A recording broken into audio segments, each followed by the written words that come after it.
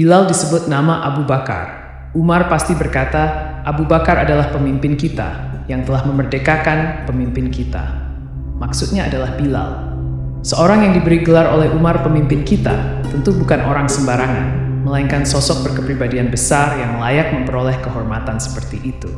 Tetapi setiap menerima pujian yang ditujukan kepada dirinya, sosok yang digambarkan oleh para ahli riwayat sebagai laki-laki berkulit hitam, kurus kerempeng, tinggi jangkung, berambut lebat dan bercambang tipis, ini justru menundukkan kepala dan memejamkan mata, serta dengan air mata mengalir membasahi pipinya. Lah justru mengucapkan, saya ini hanyalah seorang dari Habasyah, dan sebelum ini saya seorang budak. Nah, siapakah kiranya orang Habasyah yang sebelumnya menjadi budak? Itulah dia Bilal bin Rabah, muazin Islam dan pengguncang berhala yang dipuja oleh orang-orang Quraisy sebagai sesembahan. Bilal merupakan salah satu keajaiban iman dan kebenaran, salah satu mukjizat Islam yang besar. Dari setiap 10 orang sejak munculnya agama itu sampai sekarang, bahkan sampai kapan saja dikehendaki Allah, kita akan menemukan sedikitnya 7 orang mengenal Bilal. Artinya, dalam pergantian kurun dan generasi, terdapat jutaan manusia yang mengenal Bilal, hafal namanya dan tahu riwayatnya secara lengkap. Sebagaimana mereka mengenal 2 khalifah terbesar dalam Islam, Abu Bakar dan Umar. Sungguh, bila Anda menanyakan kepada setiap anak yang masih merangkak pada tahun-tahun pelajaran dasarnya, baik di Mesir, Pakistan maupun Cina, mereka pasti mengetahui siapa Bilal. Di Amerika Utara, Amerika Selatan, Eropa, dan Asia semua kenal Bilal. Di Irak, Syria, Turki, Iran, Sudan, Tunisia, Aljazair, Maroko, dan di seluruh permukaan bumi yang didiami oleh kaum muslimin, tidak ada yang tidak mengenalnya. Anda akan dapat menanyakan kepada setiap remaja muslim, siapakah Bilal itu, nak? Mereka pasti akan menjawab, La adalah muazin Rasul. La sebelumnya adalah seorang budak yang disiksa oleh tuannya dengan batu panas agar ia meninggalkan agamanya, tetapi ia menjawab Ahad, Allah yang Maha Esa, Allah yang Maha Esa. Ketika Anda mengetahui kenangan abadi yang telah dianugerahkan ilm kepada Bilal tersebut, ketahuilah bahwa sebelum Islam, Bilal ini tidak lebih daripada seorang budak yang menggembalakan unta milik tuannya dengan imbalan 2 genggam kurma. Tanpa Islam, ia tidak akan luput dari kenistaan perbudakan sampai maut datang merenggutnya, dan setelah itu orang melupakannya. Kebenaran iman dan keagungan agama yang diyakininya telah menempatkan kehidupan dan sejarah hidupnya pada kedudukan tinggi dalam deretan tokoh-tokoh Islam dan orang-orang suci. Banyak di antara orang-orang terkemuka, baik golongan berpengaruh maupun orang-orang kaya, yang tidak berhasil mendapatkan meski hanya 1/10 dari keharuman nama yang diperoleh Bilal, si budak Habasyah ini. Kehitaman warna kulit, kerendahan kasta dan bangsa, serta kehinaan dirinya di antara manusia selama itu sebagai budak, sekali-kali tidaklah menutup pintu baginya untuk menempati kedudukan tinggi yang dirintis oleh kebenaran, keyakinan, kesucian, dan kesungguhannya setelah ia memasuki agama Islam. Semua itu terjadi karena dalam neraca penilaian dan penghormatan yang diberikan oleh orang-orang kepadanya, hanyalah kekaguman terhadap kedudukan tinggi yang tidak semestinya. Orang menyangka bahwa seorang hamba seperti Bilal biasanya asal-usulnya tidak menentu, tidak berdaya dan tidak mempunyai keluarga, serta tidak memiliki suatu hak pun dalam hidupnya. Budak adalah milik tuannya yang telah membeli dengan hartanya, dan kerjanya berada di tengah hewan ternak, pulang balik di antara unta dan domba tuannya. Menurut dugaan mereka, makhluk seperti ini tidak akan mampu melakukan sesuatu, atau menjadi sesuatu yang berarti. Ternyata, Bilal tidak seperti yang diduga oleh kebanyakan orang. Buktinya, ia mampu mencapai derajat keimanan yang sulit dicapai oleh orang Yain. La menjadi muazin pertama bagi Rasulullah dan Islam, sebuah amal yang menjadi dambaan bagi setiap pemimpin dan pembesar Quraisy yang telah masuk Islam dan menjadi pengikut Rasul. Itulah dia, Bilal bin Rabah. Seperti apakah sejatinya kepahlawanan kebesaran yang disandang oleh ketiga kata ini? Bilal bin Rabah lah seorang Habasyah dari golongan orang berkulit hitam. Takdir telah membawa nasibnya menjadi budak Bani Jumah di kota Mekkah, karena ibunya salah seorang hamba sahaya mereka. Kehidupannya tidak berbeda dengan budak-budak Yainnya. Hari-harinya berlalu dalam rutinitas yang gersang, tidak ada satu hari pun yang istimewa baginya. La tidak menaruh harapan apapun pada hari esok. Pada akhirnya, berita-berita merigjenai Muhammad mulai sampai ke telinganya, yakni ketika orang-orang di Mekkah menyampaikan berita itu dari mulut ke mulut. Selain itu, ia juga mendengarkan perbincangan majikannya bersama para tamunya, terutama majikannya Umayyah bin Khalaf, salah seorang pemuka Bani Jumah, yaitu kabilah yang menjadi majikan yang dipertuan oleh Bilal. Sekian lama, Bilal mendengarkan ketika Umayyah membicarakan Rasulullah, baik dengan kawan-kawannya maupun sesama anggota sukunya, dan mengeluarkan kata-kata berbisa penuh dengan rasa amarah, tuduhan, dan kebencian. Di antara poin yang dapat ditangkap oleh Bilal dari ucapan kemarahan yang tidak berujung pangkal itu, ialah sifat-sifat yang melukiskan agama yang baru baginya. Menurutnya, sifat-sifat itu merupakan perkara baru bila dipandang dari sudut di mana ia tinggal. Selain itu, di antara ucapan-ucapan yang keras penuh ancaman itu, Bilal juga mendengar pengakuan mereka atas kemuliaan Muhammad, tentang kejujuran dan keterpercayaan beliau. Begitulah, Bilal mengetahui bahwa mereka sebenarnya kagum dan tidak habis pikir terhadap ajaran yang dibawa oleh Muhammad. Sebagian mereka mengatakan kepada yang iain, "Tidak pernah Muhammad berdusta atau menjadi tukang sihir, tidak pula sinting atau berubah akal. Namun, kita terpaksa menuduhnya demikian untuk membendung orang-orang yang berlomba-lomba memasuki agamanya." Bilal mendengar mereka memperbincangkan kesetiaan Rasulullah dalam menjaga amanah, tentang kejujuran dan ketulusan beliau, tentang akhlak dan kepribadian beliau. Bilal juga mendengar mereka berbisik-bisik mengenai sebab yang mendorong mereka menentang dan memusuhinya. Pertama, adalah kesetiaan mereka terhadap kepercayaan yang diwariskan oleh nenek moyangnya. Dan kedua adalah kekhawatiran mereka terhadap kedudukan Quraisy saat itu. Kedudukan yang mereka peroleh sebagai imbalan kedudukan mereka menjadi pusat keagamaan, kiblat peribadatan, dan ritual haji di seluruh Jazirah Arab. Alasan selanjutnya adalah kedengkian terhadap Bani Hashim. Mengapa Nabi dan Rasul itu muncul dari golongan ini dan bukan dari pihak mereka? Suatu hari Bilal bin Rabah melihat cahaya ilahi dan dari dalam lubuk hatinya yang suci murni timbul keinginan untuk menyambut sebuah pilihan utama. Karena itulah ia menjumpai Rasulullah dan menyatakan masuk Islam. Tidak lama setelah itu, berita rahasia keislaman Bilal pun tercium dan beredar di kepala tuan-tuannya dari Bani Jumah, yakni kepala-kepala yang selama ini dikuasai oleh kesombongan dan ditindih oleh kecongkakan. Karena itu tidak aneh bila setan-setan di muka bumi bersarang di dalam dada Umayyah bin Khalaf, yang menganggap keislaman seorang hambanya sebagai tamparan pahit yang menghina dan menjatuhkan kehormatan mereka semua. Kini budak mereka, orang Habasyah itu, masuk Islam dan menjadi pengikut Muhammad. Namun, hati Umayyah mengatakan tidak apa-apa. Matahari yang terbit hari ini tidak akan tenggelam dengan Islamnya budak durhaka itu, katanya. Sekali-kali tidak, bukan saja sang surya itu akan tenggelam dengan Islam ria Bilal. Bahkan suatu hari kelak, matahari akan tenggelam dengan membawa semua patung-patung dan pembela-pembela berhala itu. Bilal sendiri bukan saja ia mendapatkan kedudukan yang merupakan kehormatan bagi Islam semata, walau Islam memang lebih berhak untuk itu, melainkan juga merupakan kehormatan bagi kemanusiaan secara umum. Telah menjadi sasaran berbagai macam siksaan seperti dialami oleh tokoh-tokoh utama iainnya. Allah seolah-olah menjadikannya sebagai cermin bagi umat manusia, bahwa hitamnya warna kulit dan perbudakan sekali-kali tidak menjadi penghalang untuk mencapai kebesaran jiwa. Asal saja ia beriman dan taat kepada penciptanya, serta memegang teguh hak-haknya. Bilal telah memberikan pelajaran kepada orang-orang yang semasa dengannya, juga bagi orang-orang pada zaman kapanpun yang seagama dengannya, bahkan bagi pengikut-pengikut agama iain. Suatu pelajaran berharga yang menjelaskan bahwa kemerdekaan jiwa dan kebebasan nurani tidak dapat dibeli dengan emas separuh bumi, atau dengan siksaan bagaimanapun dahsyatnya. Dalam keadaan telanjang, ia dibaringkan di atas bara agar ia meninggalkan agamanya atau mencabut pengakuannya. Namun Bilal menolak. Karena itu, budak Habasyah yang lemah dan tidak berdaya ini telah dijadikan oleh Rasulullah dan Islam sebagai guru bagi seluruh kemanusiaan dalam persoalan menghormati hati nurani dan mempertahankan kebebasan serta kemerdekaannya. Suatu saat, pada tengah hari bolong, ketika padang pasir berganti rupa menjadi neraka jahanam, orang-orang Quraisy membawanya keluar, lalu melemparkannya ke pasir yang panas sebagai api yang menyala dalam keadaan telanjang.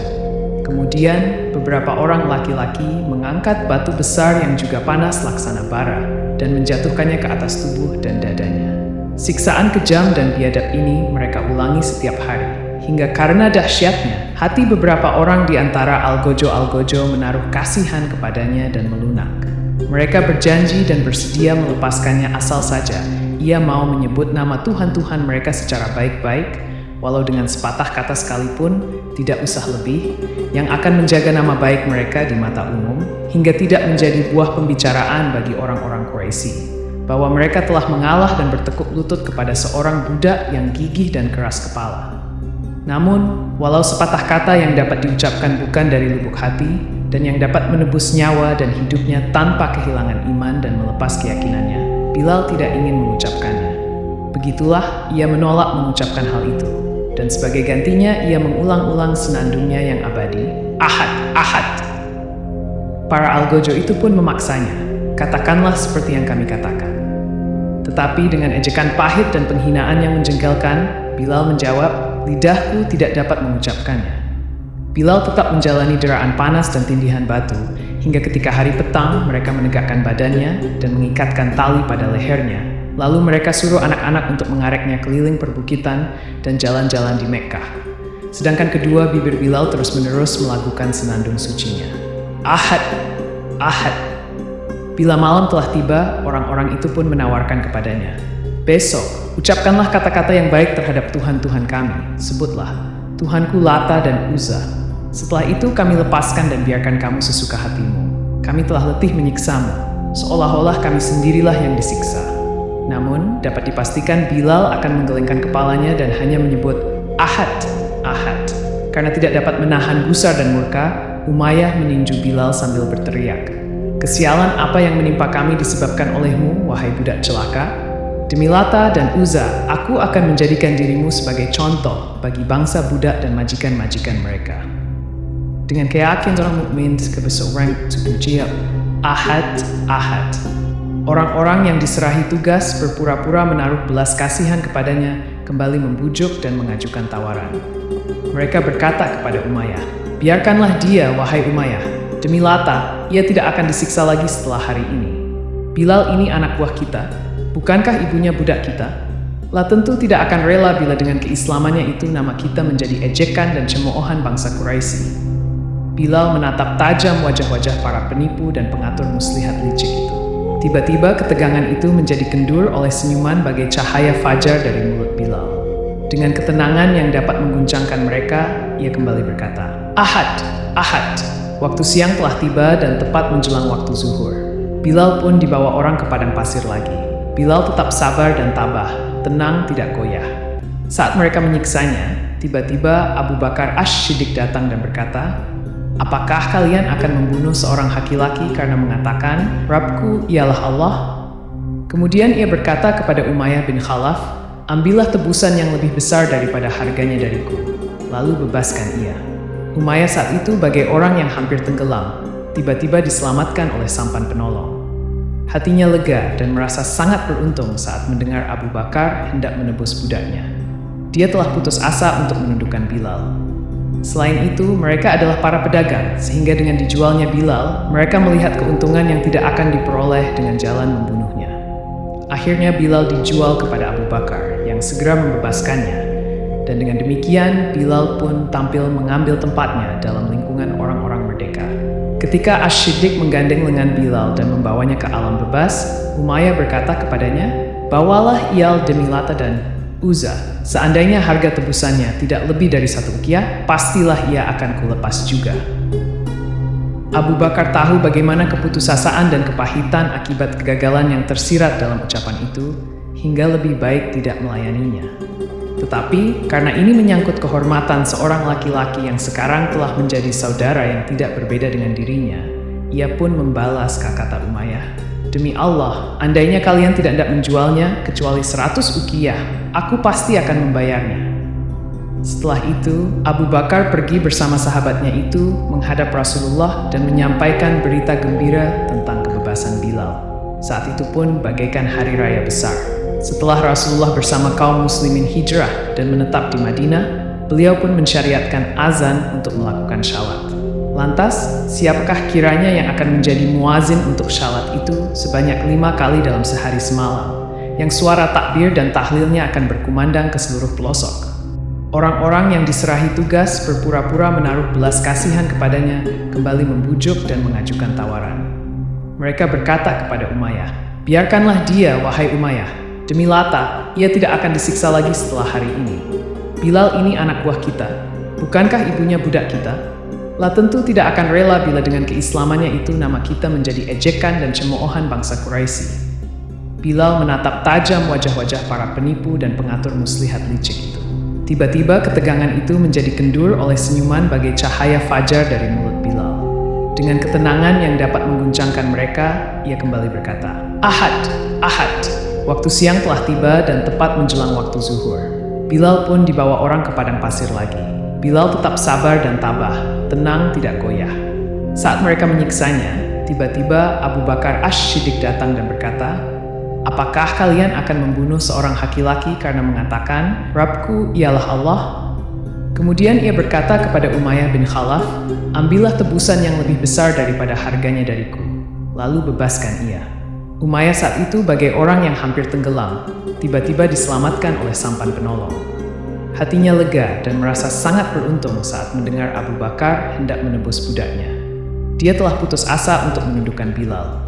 Selain itu, mereka adalah para pedagang, sehingga dengan dijualnya Bilal, mereka melihat keuntungan yang tidak akan diperoleh dengan jalan membunuhnya.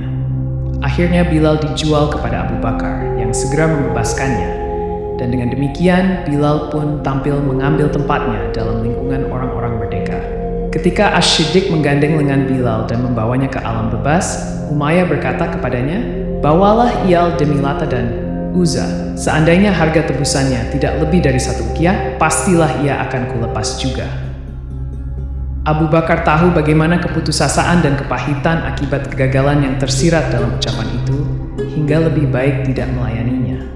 Tetapi, karena ini menyangkut kehormatan seorang laki-laki yang sekarang telah menjadi saudara yang tidak berbeda dengan dirinya, ia pun membalas kata Umayyah, "Demi Allah, andainya kalian tidak hendak menjualnya kecuali 100 uqiyah, aku pasti akan membayarnya."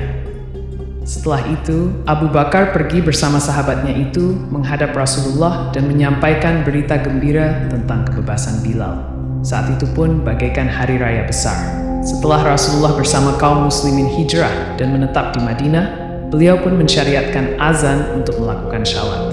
Lantas, siapakah kiranya yang akan menjadi muazin untuk syalat itu sebanyak 5 kali dalam sehari semalam, yang suara takbir dan tahlilnya akan berkumandang ke seluruh pelosok? Takdir ini memang harus terjadi pada orang sombong. Uqbah yang kata-katanya didengar oleh Umayyah dan kemauannya untuk menyiksa orang-orang mukmin yang tidak berdosa diturutinya, kini justru menjadi orang yang menyeretnya ke liang kubur. Di tangan siapakah kematiannya? Di tangan Bilal, tidak iain di tangan Bilal sendiri. Tangan yang oleh Umayyah dulu diikat dengan rantai, sedangkan pemiliknya didera dan disiksa. Dengan tangan itu pula pada hari itu, yaitu waktu Perang Badar yang merupakan saat yang tepat dan diatur oleh takdir, hutang piutang pun diselesaikan dan perhitungan dengan algojo-algojo Quraisy yang telah menimpakan penghinaan dan kezaliman terhadap orang-orang mukmin pun dilaksanakan. Peristiwa ini terjadi secara sempurna, tanpa ditambah atau dibumbui. Ketika pertempuran di antara dua pihak telah dimulai dan barisan kaum muslimin maju bergerak dengan semboyannya, "Ahad, Ahad," jantung Umayyah bagai tercabut dari akarnya dan rasa takut menguasai dirinya. Kalimat yang kemarin diulang-ulang oleh hambanya di bawah tekanan siksa dan dera, sekarang telah menjadi semboyan dari suatu agama secara utuh dan dari suatu umat yang baru secara keseluruhan. Ahad. Mengapa secepat itu ucapan itu berkembang? Ini adalah pertumbuhan yang sangat cepat. Pertempuran telah berkecamuk dan pedang bertemu pedang. Ketika perang telah hampir usai, Umayyah melihat sekilas keberadaan Abdurrahman bin Auf, seorang sahabat Rasulullah. Dia pun segera berlindung kepadanya dan meminta agar menjadi tawanannya dengan harapan dapat menyelamatkan nyawanya. Permintaan itu dikabulkan oleh Abdurrahman dan ia bersedia melindunginya. Di tengah-tengah hiruk-pikuknya perang, Abdurrahman membawa Umayyah ke tempat para tawanan. Namun, di tengah Bilal sepintas melihatnya dan langsung berteriak, "Ini dia, gembong kekafiran, Umayyah bin Khalaf. Biarkanlah aku mati daripada orang ini selamat." Seiring dengan teriakan itu, Bilal mengangkat pedangnya hendak memenggal kepala yang selama ini menjadi besar disebabkan kecongkakan dan kesombongan. Namun Abdurrahman berkata kepadanya, "Wahai Bilal, ia tawananku." "Tawanan? Bukankah pertempuran masih berkobar dan roda peperangan masih berputar?" tanya Bilal keheranan. Bagaimana mungkin ia menjadi tawanan, sedangkan belum lama berselang senjatanya menghunjam di tubuh kaum muslimin yang sampai sekarang masih meneteskan darahnya? Tidak. Bagi Bilal itu artinya ejekan dan penindasan. Cukuplah selama ini Umayyah mengolok-olok dan melakukan penindasan. Telah menindas demikian rupa, hingga hari ini tidak ada lagi kesempatan tersisa dalam keadaan segawat ini, dalam momen yang menentukan ini. Bilal melihat bahwa dirinya tidak akan mampu mematahkan perlindungan saudaranya seiman, Abdurrahman bin Auf. Karena itulah ia berteriak dengan suara sekeras-kerasnya kepada kaum muslimin, "Wahai para penolong agama Allah, inilah gembong kekafiran Umayyah bin Khalaf. Lebih baik aku mati daripada ia dibiarkan lolos." Seketika itu pula, serombongan kaum muslimin berdatangan dengan pedang penyebar maut di tangan mereka dan mengepung Umayyah bersama putranya. Abdurrahman bin Auf tidak mampu berbuat apa-apa, bahkan ia tidak mampu melindungi bajunya, yang telah terkoyak-koyak oleh desakan orang banyak. Bilal memandangi tubuh Umayyah yang telah rubuh oleh tebasan pedang-pedang itu lama sekali. Kemudian ia bergegas meninggalkan tempat itu. Sementara suaranya yang nyaring mengumandangkan, Ahad, saya pikir kita tidak perlu membahas keutamaan toleransi dari pihak Bilal dalam suasana seperti itu. Namun seandainya pertemuan antara Bilal dengan Umayyah terjadi pada suasana iyain, bolehlah kita meminta kepadanya agar memberi maaf yang tidak mungkin ditolak oleh Bilal, sosok yang keimanan dan ketakwaannya sangat tinggi. Sebagaimana kita ketahui, mereka bertemu di medan laga, tiap-tiap pihak datang ke arena pertarungan itu dengan tujuan menghancurkan pihak lawannya. Pedang dan tombak berkelebat, para korban berguguran, dan maut merajalela berseliweran. Tiba-tiba, pada saat seperti itu, Bilal melihat Umayyah yang tidak sejengkal pun dari tubuhnya luput dari bekas pekejaman dan siksaan Umayyah. Sekali lagi, di manakah Bilal melihat Umayyah dan dalam suasana apa? Bilal melihatnya dalam kancah pertempuran. Umayyah memenggal kepala kaum muslimin yang ditemuinya, dan seandainya ia mendapat kesempatan untuk memenggal kepala Bilal pada saat itu, tentu ia tidak akan menyia-siakan kesempatan itu. Itulah keadaan yang terjadi saat kedua laki-laki itu berhadapan muka. Dengan demikian, tidaklah adil menurut logika bila kita bertanya kepada Bilal, mengapa ia tidak memberi maaf dengan sebaik-baiknya. Hari demi hari terus berganti, dan tibalah saatnya Mekkah dibebaskan. Dengan mengomandoi 10.000 kaum muslimin, Rasulullah memasuki Mekkah sambil mengucapkan syukur dan takbir. Beliau langsung menuju Ka'bah yang telah dipadati berhala oleh Quraisy dengan jumlah bilangan hari dalam setahun, yakni tidak kurang dari 360 buah berhala. Kebenaran telah datang, dan kebatilan pun hancur lebur. Mulai hari itu tidak ada lagi Lata, Uzza, atau Hubal. Sejak saat itu, manusia tidak lagi menundukkan kepalanya kepada batu atau berhala, dan tidak ada lagi yang mereka puja sepenuh hati kecuali Allah yang tidak ada sesuatu pun yang menyerupainya. Dialah Rabb yang Maha Tunggal lagi Esa, Maha Tinggi lagi Maha Besar. Rasulullah memasuki Ka'bah dengan membawa Bilal sebagai teman. Baru saja masuk, beliau telah berhadapan dengan sebuah patung pahatan, menggambarkan Ibrahim sedang berjudi dengan menggunakan anak panah. Rasulullah sangat murka. Beliau bersabda, "Semoga mereka dihancurkan Allah. Nenek moyang kita tidak pernah melakukan perjudian seperti ini. Dan Ibrahim itu bukanlah seorang Yahudi, bukan pula seorang Nasrani, melainkan seorang yang beragama suci dan seorang Muslim, dan sekali-kali bukan dari golongan musyrik." Rasulullah memerintahkan Bilal naik ke bagian atas masjid untuk mengumandangkan azan. Bilal pun mengumandangkan seruan azan. Alangkah mengharukan saat itu. Denyut nadi kehidupan di Mekkah terhenti, dan dengan jiwa yang satu, ribuan kaum muslimin dengan hati khusyuk dan secara berbisik mengulangi kalimat demi kalimat yang diucapkan Bilal. Orang-orang musyrik di rumahnya masing-masing hampir tidak percaya dan bertanya-tanya dalam hatinya, inikah dia Muhammad dengan orang-orang miskinnya yang kemarin terusir meninggalkan kampung halamannya? Benarkan itu dia yang mereka usir, mereka perangi, dan mereka bunuh keluarga yang paling dicintainya serta kerabat yang paling dekat kepadanya? Betulkah itu dia yang beberapa saat yang lalu nyawa mereka berada di tangannya, memaklumkan kepada mereka, "Pergilah kalian, karena kalian semua bebas"? 3 orang bangsawan Quraisy sedang duduk-duduk di karangan Ka'bah. Mereka tampak terpukul menyaksikan pemandangan itu. yaitu ketika Bilal menginjak-injak berhala-berhala mereka dengan kedua telapak kakinya.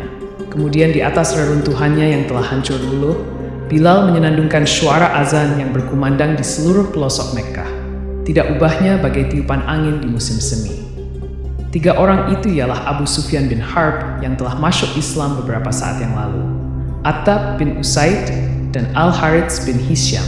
Kedua orang ini belum masuk Islam.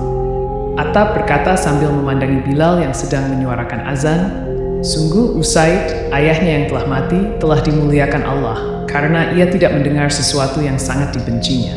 Al-Harits menyahut, "Demi Allah, seandainya aku tahu bahwa Muhammad itu di pihak yang benar, aku pasti mengikutinya." Abu Sufyan yang memang cerdas itu menukas pembicaraan kedua sahabatnya dengan ungkapan, "Aku tidak akan mengatakan sesuatu karena seandainya aku berkata, kerikil-kerikil ini pasti akan mengabarkannya." Ketika Nabi meninggal Ka'bah, beliau melihat mereka, lalu dalam sekejap waktu beliau membaca wajah-wajah mereka. Kemudian, dengan kedua mata yang bersinar dengan cahaya ilahi, beliau bersabda kepada mereka, "Aku tahu apa yang telah kalian katakan tadi." Beliau lalu menceritakan apa yang mereka katakan sebelumnya. Al-Harits dan Attab pun berseru, "Kami menyaksikan bahwa Anda adalah utusan Allah. Demi Allah, tidak seorang pun mendengarkan pembicaraan kami, hingga kami dapat menuduh bahwa ia telah menyampaikannya kepada Anda." Sekarang, mereka menghadapi Bilal dengan pandangan baru. Dalam lubuk hati mereka bergema kembali kalimat-kalimat yang mereka dengar dalam pidato Rasulullah pada awal memasuki Mekkah. "Wahai orang-orang Quraisy, Allah telah melenyapkan dari kalian kesombongan jahiliyah dan kebanggaan terhadap nenek moyang. Manusia itu bermula dari Adam, sedangkan Adam diciptakan dari tanah." Bilal melanjutkan hidupnya bersama Rasulullah dan ikut mengambil bagian dalam semua perjuangan bersenjata pada masa hidupnya. Telah tetap menjadi muazin, menjaga serta menghidupkan syiar agama besar ini, yang telah membebaskan dirinya dari kegelapan menuju cahaya, dari perbudakan kepada kemerdekaan. Kedudukan Islam semakin tinggi, demikian pula kaum muslimin, taraf dan derajat mereka ikut naik, dan Bilal semakin lama semakin dekat di hati Rasulullah. Beliau pernah menyatakan dirinya sebagai seorang laki-laki penduduk surga. Tetapi sikapnya tidak berubah, tetap seperti biasa, mulia dan besar hati, yang selalu memandang dirinya tidak lebih daripada seorang Habasyah yang kemarin menjadi budak.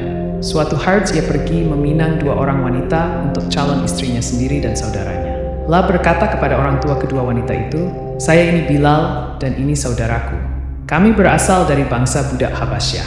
Pada mulanya kami berada dalam kesesatan, kemudian diberi petunjuk oleh Allah. Kami sebelumnya adalah budak-budak belian lalu dimerdekakan oleh Allah. Jika pinangan kami Anda terima, segala puji bagi Allah. Namun bila Anda tolak, Allah Maha Besar." Rasulullah kembali ke hadirat ilahi dalam keadaan ridha dan diridhai. Penanggung jawab kaum muslimin sepeninggal beliau dibebankan di atas pundak khalifahnya, Abu Bakar As-Siddiq. Suatu saat, Bilal pergi menjumpai khalifah Rasulullah tersebut untuk menyampaikan isi hatinya. Lalu berkata, "Wahai khalifah Rasulullah, saya mendengar Rasulullah bersabda, amal yang paling utama bagi orang beriman adalah berjihad fisabilillah. Tadi, apa maksudmu wahai Bilal?" tanya Abu Bakar. "Saya ingin berjuang di jalan Allah sampai saya meninggal dunia," jawab Bilal. "Siapa lagi yang akan menjadi muazin bagi kami nanti?" tanya Abu Bakar. Dengan air mata berlinang, Bilal menjawab, "Saya tidak akan menjadi muazin lagi bagi orang lain setelah Rasulullah." "Tidak, tetaplah tinggal di sini, hai Bilal, dan menjadi muazin kami. Seandainya Anda memerdekakan saya dulu adalah untuk kepentingan Anda, baiklah saya terima permintaan Anda itu. Tetapi bila Anda memerdekakan saya karena Allah, biarkanlah diri saya untuk Allah sesuai dengan maksud baik Anda itu. Saya memerdekakanmu itu semata-mata karena Allah, wahai Bilal." Mengenai kehidupan Bilal selanjutnya, ada perbedaan pendapat di antara para ahli riwayat. Sebagian meriwayatkan bahwa ia pergi ke Syria dan menetap di sana sebagai mujahid dan penjaga perbatasan wilayah Islam. Menurut pendapat lain, ia menerima permintaan Abu Bakar untuk tinggal bersamanya di Madinah. Kemudian setelah Abu Bakar wafat dan Umar diangkat sebagai khalifah, Bilal minta izin dan mohon diri kepadanya, lalu berangkat ke Syria. Bagaimanapun juga, Bilal telah mendedikasikan sisa hidup dan usianya untuk berjuang menjaga benteng-benteng Islam di perbatasan dan membulatkan tekadnya untuk dapat menjumpai wafat Allah dan Rasul-Nya dalam keadaan sedang melakukan amal yang paling disukai oleh keduanya. Suaranya yang merdu, tulus, dan penuh wibawa itu tidak lagi mengumandangkan azan seperti biasa. Itu karena setiap kali membaca Asyhadu anna Muhammadar Rasulullah, kenangan lamanya bangkit kembali dan suaranya tertelan oleh kesedihan, digantikan oleh cucuran air mata. Azannya yang terakhir ialah ketika Umar sebagai Amirul Mukminin datang ke Syria. Orang-orang menggunakan kesempatan tersebut dengan memohon kepada khalifah agar meminta Bilal menjadi muazin untuk satu syalat saja. Amirul Mukminin memanggil Bilal, dan ketika waktu syalat telah tiba, ia meminta dirinya agar menjadi muazin. Bilal pun naik ke menara dan mengumandangkan azan. Para sahabat yang pernah mendapati Rasulullah waktu Bilal menjadi muazinnya menangis dan mencucurkan air mata. Mereka menangis seolah-olah tidak pernah menangis sebelumnya. Dan yang paling keras tangisnya di antara mereka ialah Umar. Bilal berpulang ke rahmatullah di Syria sebagai pejuang di jalan Allah seperti keinginannya. Di perut bumi Damaskus sekarang terpendam kerangka dan tulang belulang milik pribadi yang besar di antara manusia yang sangat teguh dan tangguh pendiriannya dalam mempertahankan keyakinan dan keimanan.